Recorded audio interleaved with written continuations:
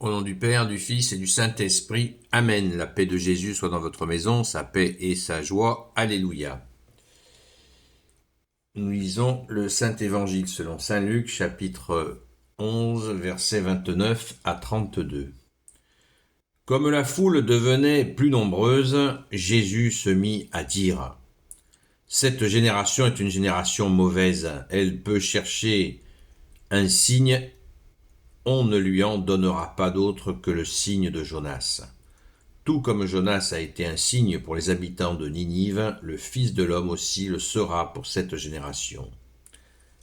La reine du Sud ressuscitera pour le jugement avec les hommes de cette génération, et elle les accusera, car elle-même est venue du bout du monde pour entendre la sagesse de Salomon, et ici il y a mieux que Salomon. Les hommes de Ninive ressusciteront pour le jugement, tout comme cette génération, et ils l'accuseront, car eux se sont convertis à la prédication de Jonas, et ici il y a mieux que Jonas. Merci Jésus pour ta parole, alléluia.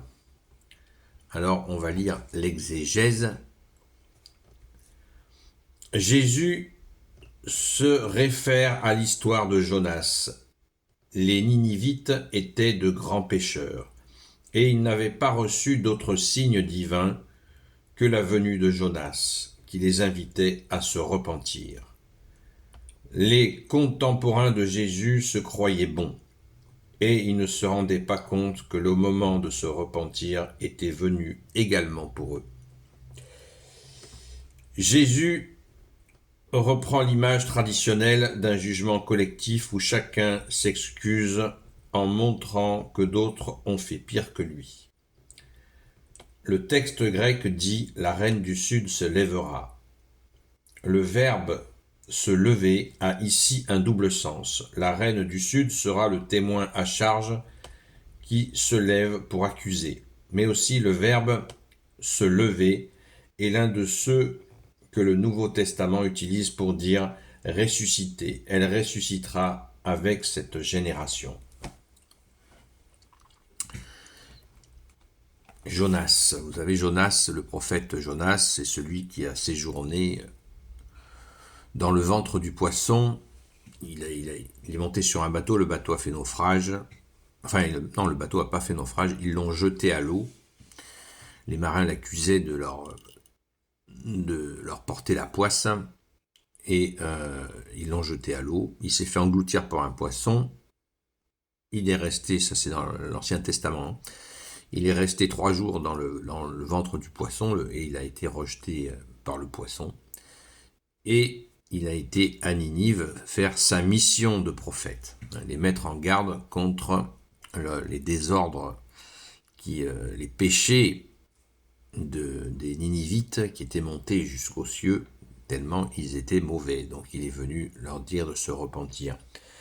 Et ce signe de Jonas montre, Jésus se sert de ce signe-là, qui est très éclatant comme signe dans la pensée des Hébreux de l'époque. Toujours se référer au contexte. Jésus leur parle de... Tout le monde connaît l'histoire, enfin les gens, la plupart des gens connaissaient l'histoire de Jonas. Donc quand nous on ne le sait pas, on ne comprend pas. Et Jésus précise, cette génération est mauvaise. Par hasard, Jésus est là. Donc c'est bien effectivement pour les inviter à la conversion. Ne nous sentons pas exclus de cet appel à la conversion. Nous catholiques, nous vivons chaque année, vers la fin février, début mars, le carême, qui n'est pas un temps de jeûne, c'est pas un ramadan, c'est pas un temps de jeûne, c'est un temps de conversion, où on va changer nos attitudes. C'est pas un temps de réduction alimentaire, c'est un temps de 40 jours où nous allons prier et prier encore pour demander à Jésus, supplier Jésus de nous aider à nous convertir.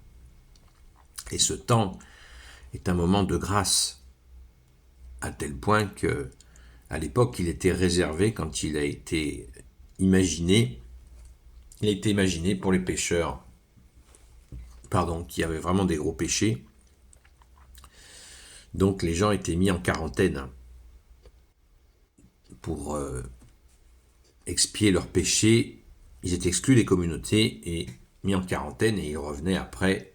Et quand les gens de l'Église se sont aperçus qu'ils avaient eu des grâces exceptionnelles, eh bien, tout le monde s'est mis à faire le carême aussi. Donc, le carême est un temps de grâce, mais un temps, bien sûr, de pénitence, de regret, pas de culpabilité extrême. Évidemment, ça ne sert à rien, donc de prière pour demander la conversion. Réduire un petit peu son alimentation est quelque chose de possible, bien sûr. Mais en aucun cas, ça doit être quelque chose axé uniquement sur le jeûne.